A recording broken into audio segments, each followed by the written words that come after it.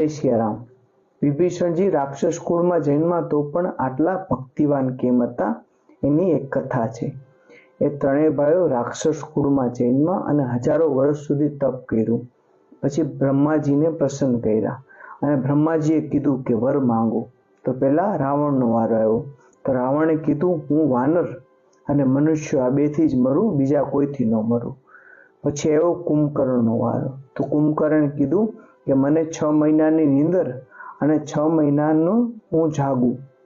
પછી વિભીષણ પાસે આવ્યો, વિભીષણ પાસે આવ્યા તો દોહો કીધો, ગયે વિભીષણ પાસ પુની કહે પુત્ર બર માંગુ, તેહી માગહી ભગવંત પદ કમલ અમલ અનુરાગુ।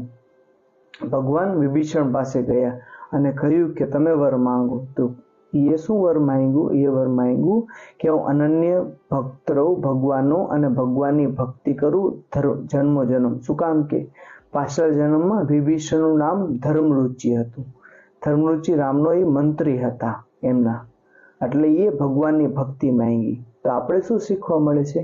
આપણે શીખવા એ મળે છે તમે કોઈ પણ કુળમાં જન્મા હોય, તમે ભલે ઊંચા કુળમાં જન્મા હોય કે નીચા કુળમાં જન્મા હોય, પણ તો તમે ભગવાનની ભક્તિ કરશો ને તો તમે સર્વશ્રેષ્ઠ કુળવાળા થઈ જશો, મારું આવું માનવાનું છે।